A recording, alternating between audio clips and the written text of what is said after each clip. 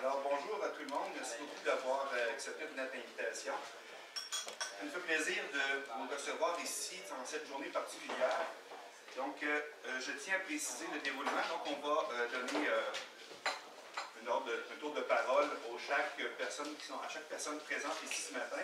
Nous allons débuter par M. Martin Poirier de nom Anne-Marie-Noire dans le Saint-Laurent. On aura 2 minutes de parole par personne, qui sera suivi de la période de questions, si désiré. Alors, je tiens à préciser dans un premier temps que le point de presse d'aujourd'hui en est un citoyen. Il s'inscrit plutôt dans une démarche citoyenne d'information à la population et de responsabilisation aussi de nos élus rimouskois. Je vous fais rapidement un historique de la démarche de prospérité sans parole, puisque ça risque d'être mon fait dans pas long. Alors, je voulais préciser que dès le début novembre dernier, nous nous sommes présentés au conseil municipal de Rimouski pour demander un moratoire pour ce qui est du dossier de transport de pétrole par train. À ce moment-là, nous avons reçu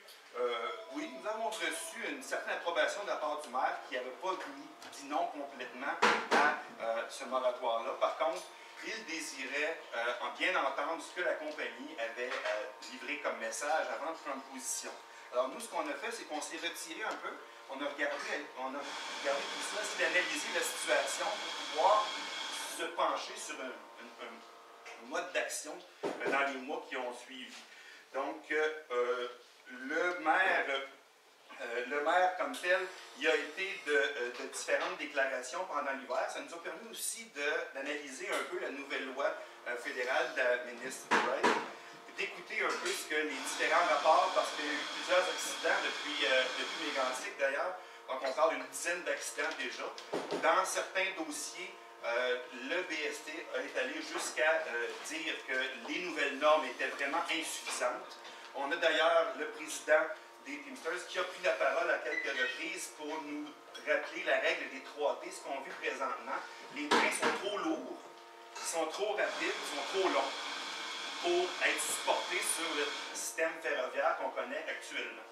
Donc, on croit que le supposé ajout d'inspecteurs ne sera pas suffisant parce que dans cette nouvelle loi-là, c'est aux compagnies ferroviaires qui ont à s'auto-réglementer et à fournir les preuves de leurs inspections et tout le tralala.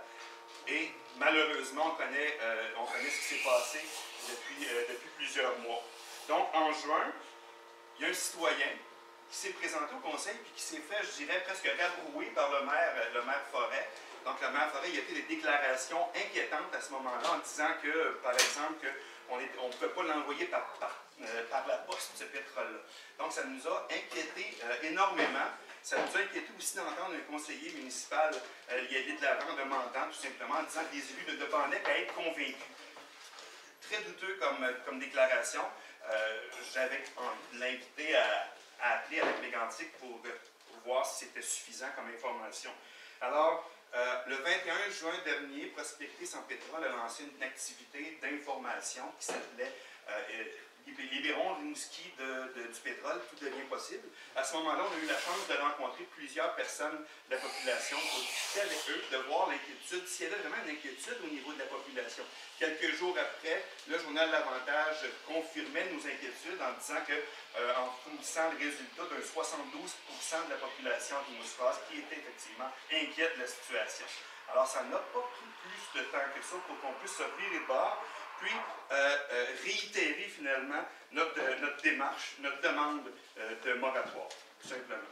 Là-dessus, Prospérité sans pétrole croit que ce n'est pas avec des voies de contournement qu'on va régler la situation qui menace la population au Québec au complet.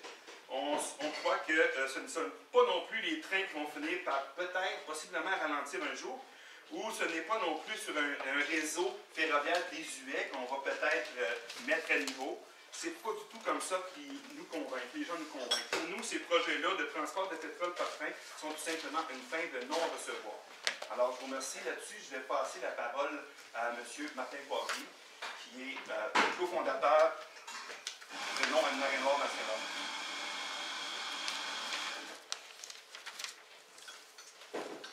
Bonjour tout le monde. Lac-Mégantic. On sait que samedi, il y a eu une marche tenue à Lac-Mégantic. Et cette marche-là est organisée par M. Jonathan Santerre, le Carré Bleu, à Lac-Mégantic, qui nous a permis d'ailleurs ce matin de reprendre un peu le concept qui avait été mis de l'avant. La personne qu'on voit avec les mains croisées nous rappelle aussi les voies quand on traverse le chemin de fer. Donc cette symbolique-là pour Lac-Mégantic est un refus à ce que le pétrole recommence à circuler à Lac-Mégantic. On sait qu'à partir de 2016, des trains de pétrole devraient recommencer à circuler et il y a une demande justement d'une voie de contournement pour les gens de Lac-Mégantic. À défaut d'être capable d'aller plus loin dans les démarches, on sait très bien que s'ils pouvaient refuser ce transport-là, les citoyens le feraient. Il faut se souvenir que la Croix-Rouge, dernièrement, a fait son bilan vendredi pour Lac-Mégantic. Pour nous, ce rappel à la mémoire-là est vraiment important. On parle de 3200 personnes qui ont obtenu un aide directement de la Croix-Rouge. Et sur une population de 6000 habitants, c'est plus de la moitié de la population qui a obtenu un aide de la Croix-Rouge ces 2 dernières années. On parle de 110 familles qui ont été en deuil reliées à cette tragédie-là. On parle de 32 enfants qui sont orphelins de père, de mère ou des 2 parents. Et pour nous, le fait qu'on parle de 47 victimes, mais pour nous, ce matin, c'est 47 raisons de refuser le transport du pétrole par train à l'intérieur du territoire du Québec. On répond aussi à une campagne qui a été initiée par Forest Ethics. Forest Ethics couvre l'Amérique du Nord, donc autant les États-Unis que le Canada, pour ce qui est d'une campagne qui s'appelle la Semaine contre le transport de pétrole par train. Donc, ce n'est pas une problématique uniquement à nous, ici, localement. On sait qu'avec les projets de doubler à tripler la production des sables bitumineux, les différentes compagnies, les différents transporteurs se doivent de sortir ce pétrole-là. On nous parle souvent qu'avec un oléoduc ou des oléoducs, on diminuerait le transport par train. Mais il faut savoir que les différentes compagnies qui possèdent les projets par train n'ont rien à voir avec les compagnies de pipeline. Donc, pour arriver à atteindre cette production-là de 2 fois à 3 fois la production, il est clair qu'il va falloir que ces compagnies-là utilisent autant le train que les oléoducs. Donc, nous, on répond à cette campagne-là qui a lieu du 6 au 12 juillet, qui est la semaine contre le transport de pétrole par train. Il faut savoir aussi que la déréglementation, Benoît en a fait part un peu, mais ces dernières années, là où le bas blesse, c'est toute la déréglementation ferroviaire au niveau du transport par train qui a causé, je dirais, toute cette déchéance-là au niveau de la sécurité. On parle vraiment, là, le terme de compagnie qui s'autorégule elle-même. On l'a vu avec les fameux DOT 111. Historiquement, il ne faut pas oublier que c'est des wagons qui avaient été conçus pour transporter du sirop de maïs et non du pétrole. Donc, dans cette explosion-là, et le mot est juste, de ce transport-là par train, tous les moyens sont bons. On apprenait ce matin qu'il y a encore une production des DOT 111 présentement, quand on nous dit qu'ils vont être retirés d'ici 2025. Nous, dans le langage québécois, on n'utilise pas les termes que les Américains utilisent, mais ils ont des mots qui, à mon avis, sont très représentatifs de cette situation-là. Quand on parle de blast zone, quand on parle de bomb train, quand on, dans le fond, des bombes sur rail, vraiment identifier de cette façon-là ces trains-là au niveau du risque. Les blast zones, les zones d'explosion, c'est des termes qu'on n'utilise pas encore assez fréquemment, nous, du côté francophone, mais qu'on devrait intégrer de plus en plus, surtout avec la situation de Lac-Mégantic. En terminant, pour parler du projet Chaleur Terminale qui nous amène ici ce matin, qui nous fait réagir, il ne faut pas oublier que pour le projet de Chaleur Terminale, on parle de 110 wagons par jour, donc 2 fois 110 wagons, donc 220 wagons de pétrole qui traverseraient le centre-ville de Rimouski. Et jusqu'à maintenant, médiatiquement, on ne traite pas de cet aspect-là, mais quand on parle de trains qui vont aller vers Belledune, pour rejoindre la construction d'un port pétrolier qui devrait débuter cet été. On sait que Chaleur Terminale a obtenu l'autorisation du ministère de l'Environnement au Nouveau-Brunswick, mais a aussi obtenu l'autorisation de débuter la construction du parc de réservoirs qui servira à alimenter des bateaux, des pétroliers qui devraient quitter la baie des Chaleurs. Il faut savoir que si on parle de 2 trains qui se rendent à Belledune, c'est 2 trains qui reviennent aussi. Et dans les documents de la compagnie Chaleur Terminale, on parle de ramener du diluant. Il faut savoir que c'est le pétrole des sables bitumineux. Et ce pétrole-là, pour pouvoir être stocké à l'intérieur des trains, on parle d'à peu près un 15 à 20 de diluant qui doit être mis. Ce pétrole-là va être raffiné à l'international et le diluant, lui, la compagnie envisage, pour que ce soit plus rentable pour eux, de ramener ce diluant-là. Donc, on peut dire 4 trains par jour qui vont passer au centre-ville de Rimouski, mais l'ensemble des villes du Canadien Pacifique. Donc, on parlait la semaine passée de Drummondville, donc tout le Bas-Saint-Laurent, toute la Gaspésie, la vallée de la Matapédia, pour aller rejoindre Belle-Dune. Et nous, on est bien conscients que l'implication citoyenne dans un tel dossier fait toute la différence. On doit faire ressortir ces préoccupations-là. Mais avant tout, ce matin, on lance un message à nos différents paliers gouvernementaux. On a tenté avec le milieu municipal ici à Rimouski. On espère qu'il y aura une meilleure écoute, ou du moins que la raison prendra place cet automne pour obtenir un conseil municipal uniquement sur la question du train à Rimouski. Mais ce matin, on a pris la peine d'inviter les partis politiques au provincial et au fédéral qui se prononcent sans aucune ambiguïté à refuser ce projet-là. Donc, ce n'est pas les voies de contournement, ce n'est pas de mettre la mise à niveau de nos casernes de pompiers, ce n'est pas d'avoir de la moussignifuge comme à Valero, c'est vraiment une fin de recevoir à ce projet-là. Donc, les partis qui sont ici aujourd'hui, parce qu'on sait qu'on doit faire monter cette information-là du côté provincial et fédéral pour arriver à changer ces réglementations-là. Donc, je redonne la parole à Benoît. Merci.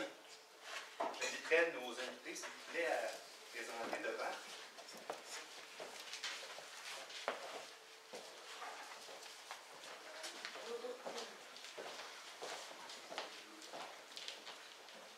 Alors, pour débuter, j'inviterai M. Jean-François Fortin, qui est chef de Force et démocratie, et député fédéral de la Haute-Gaspésie, Métis Matapédia.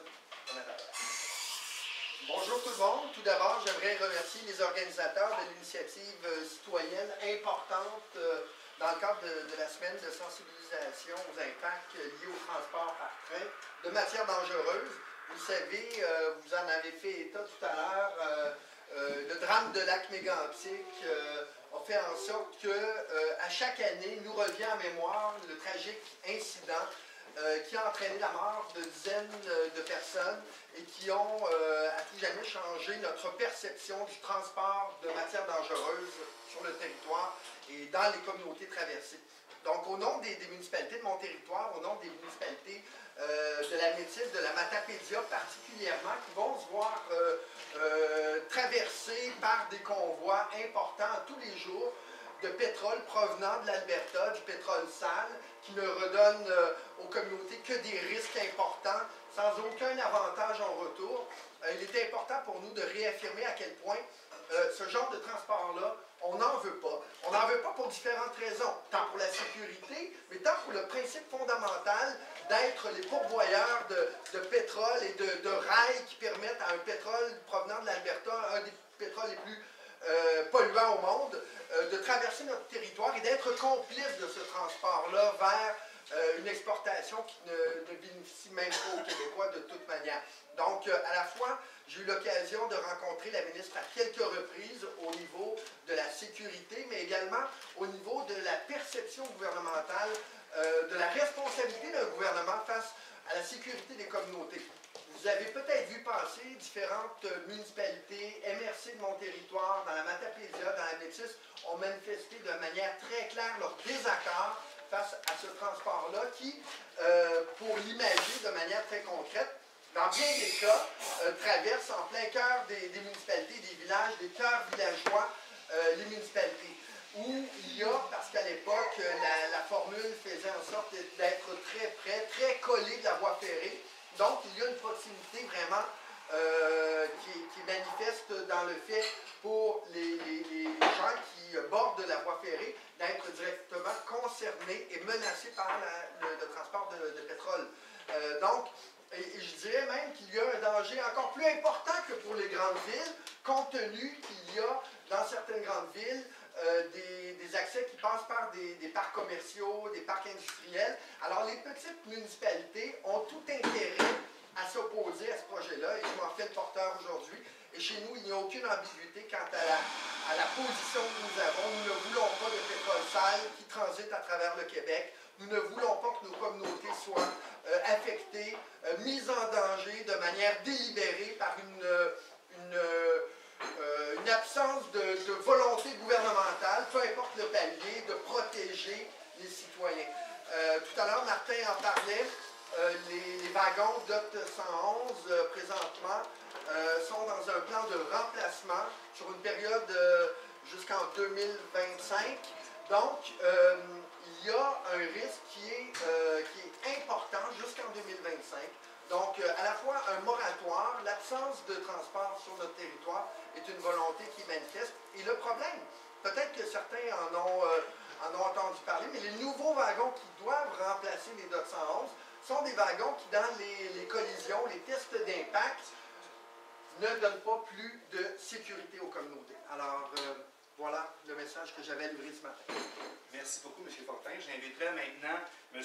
Harold Lebel, député de Rimouski à l'Assemblée nationale et porte-parole de position officielle en matière de lutte à la pauvreté, de solidarité et d'économie sociale. Merci. Donner 2 minutes à un politicien, surtout en campagne électorale, c'est pas mais c'était bon. Bon, de là, toute allégeance, tous les partis, tous les députés fédéraux et à Québec devraient avoir la même position. C'est bon. Content d'être ici avec vous autres. Remercier Martin. Moi, ce dossier-là, c'est pas un dossier que je connaissais beaucoup. Je suis plus à l'aise dans tout ce qui est la lutte à la pauvreté, développement régional. Mais ce que j'ai voulu faire, j'ai rencontré Martin au bureau, on m'a fait un tour du dossier. C'est vraiment une encyclopédie. Puis c'est vraiment quelqu'un qu'on est chanceux à Rimouski d'avoir quelqu'un comme lui qui connaît ce dossier-là de fond en comble. Nous autres, au Parti québécois, on a appuyé une motion à l'Assemblée nationale qui exigeait un BAP sur ce dossier-là et demandait un moratoire sur le transport de pétrole, du pétrole sale dans le la motion a été refusée par les libéraux, la majorité des libéraux, et la CAQ. On n'a pas pu passer la proposition, la motion. Fait que je suis très à l'aise d'être ici aujourd'hui pour m'opposer à ce transport. C'est quand même, on parle de 220, 240 wagons qui passent en plein dans le centre-ville. Il y a des questions à se poser. Et ce serait comme juste normal, je pense, qu'on puisse avoir une science ou une consultation ou donner toutes les informations possibles à toute la population. On entend beaucoup de choses, beaucoup d'arguments. Ce serait comme transparent, je pense, et correct que la population soit vraiment informée par une vraie séance organisée d'information. Et c'est pour ça que je suis ici. Je pense qu'on devra voir avec la municipalité, avec la ville, toutes sortes de façons de le faire. Je pense qu'on est très ouvert à ça, mais par transparence, avoir une vraie séance de consultation pour la population. C'est un drôle de pays qu'on est. Quand on a demandé au ministre Hurtel un BAP, et on s'est fait répondre que ce n'est pas sa juridiction, c'est la juridiction fédérale. C'est encore une fois, encore une limite de ce que c'est d'être une province. On n'est pas capable au Québec, comme province, de s'opposer à ce transport de pétrole. On trouve de se faire affaire avec Ottawa, et puis l'océan nous refuse, nous dit, ah, c'est pas de votre juridiction, c'est le Canada. Et moi, j'en reviens pas de tout ça. Puis dans plusieurs domaines, on le voit, ça nous limite d'être une province. Un jour, quand on serait un pays, on serait capable de s'opposer à ce genre de transport de pétrole, par rail ou par le fleuve, mais on serait capable de décider par nous autres mêmes de ce qu'on veut dans notre région. Merci. Merci beaucoup, M. Lebel. Je laisse maintenant la parole à Mme Joanne Carignan, qui est candidate au Bloc québécois dans la circonscription Rimouski-Ningette-Témiscouata et Basque. Eh bien, moi, je vais faire un petit peu de lecture. Je suis moins aguerrie que mes confrères. Peut-être dans un an, pour pouvoir être un peu plus. Mais je voudrais vous dire qu'en premier lieu, vous savez que j'ai fait ma carrière en santé et que pour moi, c'est un dossier de santé. Puis ce qu'on est en train de faire là, dans le fond, c'est de la prévention. Parce que s'il arrive quelque chose, c'est vraiment grave et comme disait quelqu'un, ça va être grave longtemps. Alors, on dit qu'alors que le gouvernement fédéral se réfugie derrière le BST pour justifier son attentisme, le Bloc québécois estime qu'une étude approfondie doit être entreprise dès maintenant pour s'assurer que les normes qui encadrent le transport des matières dangereuses soient adaptées aux nouvelles réalités du transport par rail, notamment l'augmentation phénoménale du transport de pétrole. En l'absence d'une telle étude approfondie, le Bloc québécois s'oppose à tout projet de transport de matières dangereuses pouvant affecter l'intégrité du territoire québécois qui n'est pas autorisé par le BAP. fort de l'expérience du lac Mégantic, il est normal de douter de l'implication du gouvernement fédéral et de tous les partis fédéralistes, dont en passant les contradictions du NPD, qui nous démontrent que l'intérêt du reste du Canada passe avant les intérêts du Québec. La proposition du Bloc québécois est donc celle-ci. Considérant qu'aucune étude indépendante couvrant les risques et les impacts sur les personnes, l'environnement et les économies régionales n'est prévue de notre côté de la frontière, et considérant aussi que le projet Chaleur Terminal ne générera aucune retombée économique au Québec et dans Rimouski-Ninget et Nisqually-Basque, puisque le pétrole est destiné au marché étranger. Le Bloc québécois s'oppose à ce projet. Avec ce projet, finalement, nous subissons tous les risques sans les bénéfices liés. Également, nous encourageons le ministère de l'Environnement du Québec à demander la réalisation d'une étude environnementale spécifique aux impacts du transport ferroviaire le long du tracé québécois. Nous souhaitons aussi un moratoire que plusieurs municipalités réclament sur le passage des wagons-citernes jusqu'à ce que des réponses aient été apportées sur la sécurité du transport du pétrole par train. C'est ainsi que le Bloc québécois se préoccupe de la santé des citoyens, de la protection et de l'intégrité de son territoire. C'est pourquoi nous croyons que les Québécois et les Québécoises devraient pouvoir décider de ce qui transitera sur son territoire. Les municipalités concernées doivent s'unir face à la menace potentielle que représente l'augmentation du volume de pétrole qui passera sur son territoire et sur le fleuve.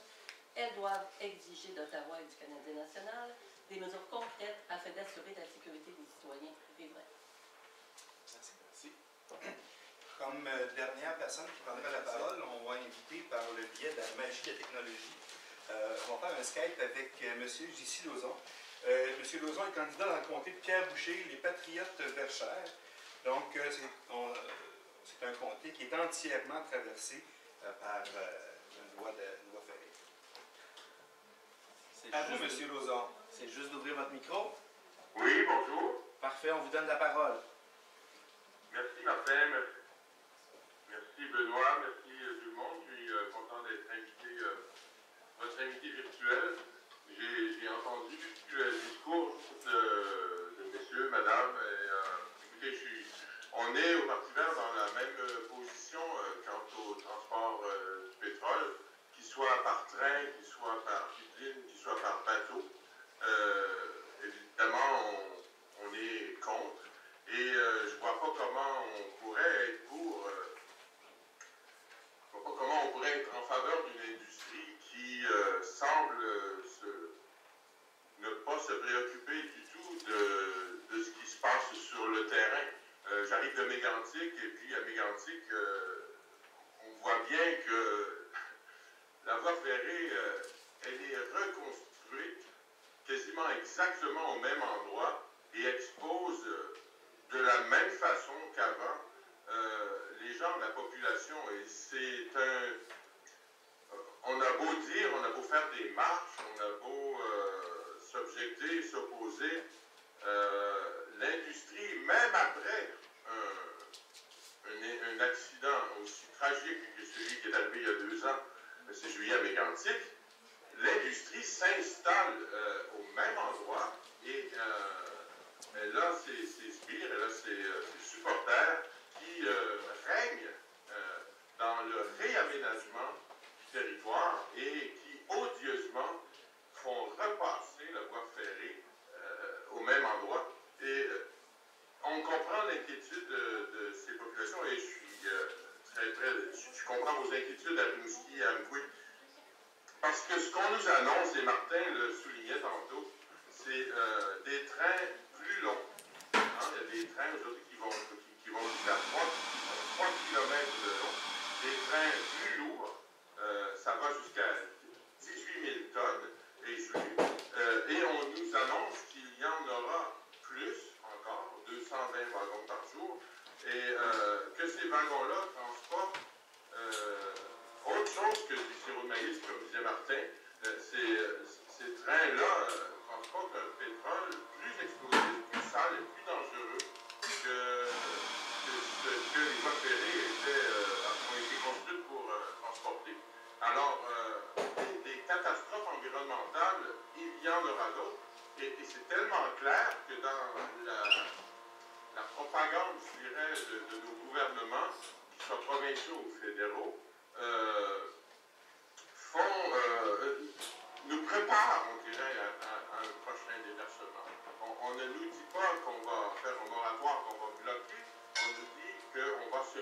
préparer au prochain déversement. Alors, ce sont, selon moi, des catastrophes environnementales qui sont annoncées et il est très difficile de ne pas s'inquiéter de la situation. Je pense qu'il faut vraiment prendre les choses en main et faire beaucoup de bruit. Il faut parler très fort. Je suis solidaire avec mes amis du Bloc, de PQ et enfin tous ceux qui sont contre cette exploitation-là des hydrocarbures et je souhaite vraiment d'une voix unique, tout le monde s'élève. Moi, évidemment, je suis un parti fédéraliste, le Parti vert du Canada, mais le Parti vert du Canada s'oppose à tout développement, à la grandeur du Canada des hydrocarbures et contre cette exploitation-là. C'est la santé et la sécurité de la population qui, selon nous, selon moi, devrait passer avant l'équilibre et la santé des budgets des industries pétrolières. Voilà. Merci. Je pourrais parler encore. Je pense que j'ai vu mon 2 minutes et je suis très content d'avoir été invité. Reste avec nous, JC, si tu veux bien. On va passer maintenant à la période de questions. Alors peut-être qu'il y aura quelque chose qui sera destiné de ton côté. Alors j'inviterai maintenant les personnes présentes qui ont des questions posées à Mme Martin. Vous allez me dire que l'idéal, ce serait qu'il n'y en ait plus de pétrole, puis je pense que tout le monde est d'accord là-dessus, mais c'est pas réaliste pour demain matin. Ça serait quoi la solution pour le transporter? Est-ce que ça va vous parler? Non, ça va, JC, non? On va te faire signe, c'est pour toi. Ben, nous, ce qu'on pourrait répondre, c'est que c'est pas pour l'approvisionnement du Québec. Parce que souvent, ce discours-là, on l'a vu de plusieurs élus, on l'a vu de M. Labombe, on l'a vu de M. Forêt. Il faut vraiment intellectuellement dire les vraies choses. Parce que pour nous, ce pétrole-là, il est uniquement pour l'exportation. Donc, que ce soit par train ou le léoduc de TransCanada, ce n'est pas pour approvisionner le Québec. Jusqu'à maintenant, le Québec consomme autour de 300 000 barils par jour et il n'y a aucun problème dans notre approvisionnement au niveau de la sécurité de notre approvisionnement. Ce pétrole-là, effectivement, arrive par bateau pour aller rejoindre les 2 raffineries québécoises, donc ne circule pas directement sur le territoire du Québec, à part par la voie fluviale. Donc, l'idée, c'est vraiment d'accommoder le Canada. C'est de transformer le Québec un peu en pétroprovince pour exporter le pétrole des sables bitumineux. Fait que pour nous, c'est là que ça nous interpelle, ce transport-là. Et il y a aussi la formation du Dakota du Nord au niveau du pétrole de schiste. Ce qui est arrivé à Lac-Mégantic, c'était du pétrole de schiste. Donc, nous, on prend tous les risques. Et même si on irait avec une question économique, même si on voudrait nous dédommager économiquement, il n'y a rien qui peut permettre qu'on accepte ce type de transport-là, parce que ce n'est pas pour les besoins du Québec avant tout. Là. Mais pour répondre aussi, il y a plusieurs arguments comme ça. Comment on fait pour le transporter, on a besoin de pétrole, ton auto en avant, il fonctionne comment, tu penses? Tout le monde nous dit ça. Puis moi-même, j'avais beaucoup de ces Africains, je suis arrivé, plusieurs m'ont parlé. C'est pour ça que j'ai pris le temps de rencontrer ma fille, qui m'explique. J'ai dit, il faut que tu me dises exactement. Et c'est un peu ça qu'on doit faire comme population. C'est de s'informer, de prendre le temps de voir c'est quoi l'enjeu. Et pour ça, ça prend des séances d'information, ça prend... Il faut trouver toutes sortes de façons pour éduquer, pour informer notre monde. Puis pas leur implanter l'idée ou un argument, mais faire confiance à leur intelligence et discuter de ce que c'est, vers où on s'en va avec tout ça. Et voir ça globalement. On parle de ça, mais est-ce qu'on peut aussi commencer à parler de l'électrification des transports? C'est quoi? Qu'est-ce que ça va nous amener, l'électrification des transports? C'est tout ça. Il faut faire confiance à l'intelligence des gens. Actuellement, il y a trop d'informations, trop de choses qui roulent, mais ça ne se rend pas au monde. Il faut trouver une façon de rassembler. Moi, c'est un peu ça comme ça que je le vois. On n'est pas tout le monde des spécialistes de ça, mais on est tout le monde inquiet. C'est quand même, c'est dans le centre-ville de Rimouski. C'est des wagons qui nous passent d'en face. Il n'y a pas personne qui n'est pas inquiet. Là. Ils ont besoin d'informations. C'est un peu pour ça aussi qu'on va de l'avant. Prospérité sans pétrole va de l'avant avec une demande officielle au conseil municipal. On demande une rencontre de conseil extraordinaire dès cet automne. Et pendant l'été, pendant la saison estivale, on va circuler, l'équipe de bénévoles vont circuler pour ramasser des noms, d'accumuler des noms, des signatures de citoyens de Rimouski qui non seulement s'inquiètent, mais veulent davantage d'informations, comme dit M. Lebel, veulent avoir cette information-là. Force est d'admettre qu'au conseil municipal de Rimouski, présentement, on en manque beaucoup d'informations. Alors, nous, on veut aller de l'avant avec ça, on veut rencontrer nos élus municipaux. La pétition, ce n'est pas une pétition, je tiens à préciser, là, on a l'habitude de dire ça quand on va chercher des noms, là, mais ce n'est pas une pétition, on ne cherche pas à créer un rapport de force avec la municipalité, on cherche vraiment de pouvoir s'asseoir avec eux et de discuter des vrais enjeux comme on en a fait foi ce matin.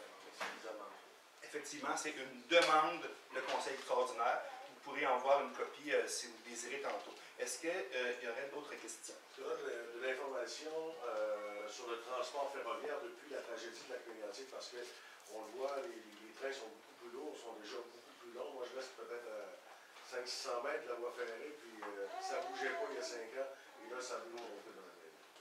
Il y a un comité de documentation qui a été créé depuis à peu près un mois qui s'appelle Convoi citoyen. Et eux ont déposé d'ailleurs à Saint-Hyacinthe une demande de résolution de la part du conseil municipal. Et ils ont vraiment fait un travail étoffé de recherche. Benoît aussi a fait un travail de recherche assez pointu, je dirais. On a été invité d'ailleurs à Sorel-Tracy parce qu'il ne faut pas oublier qu'il y a 2 autres projets. Il y a le projet de Sorel-Tracy avec la compagnie Kildare qui exporte présentement par le fleuve. Eux ont débuté, donc c'est par train et par bateau. On a donné une présentation à Sorel-Tracy pour vulgariser cette information-là. Et il y a le 3e projet qui est sur la table à dessin, là, dont le port de Québec ne veut pas confirmer ou non, mais on sait très bien que par voie ferroviaire sur le secteur nord, il y a un projet sur la table à dessin de possiblement exporter à partir là, de la baie de Beauport, d'ajouter des réservoirs de pétrole pour l'exportation. Donc, c'est certain qu'il y a des citoyens présentement qui sont en train de monter la documentation, parce qu'on peut avoir la documentation du promoteur, ça on l'a déjà en main pour Chaleur Terminal. On a déjà un peu de documentation du côté du Canadien national, mais on voit que ce n'est pas suffisant parce que ça reste que la partie promoteur. On a besoin d'informations autres que seulement la voix du promoteur. D'autres questions? On fait des entrevues individuelles. En individuel. Parfait. Alors, je vous remercie tout le monde. Merci beaucoup. Les gens de votre présence. Merci, M. Laurent. Merci, JC. On se reparle. Au plaisir. Salut, Martin. À bientôt.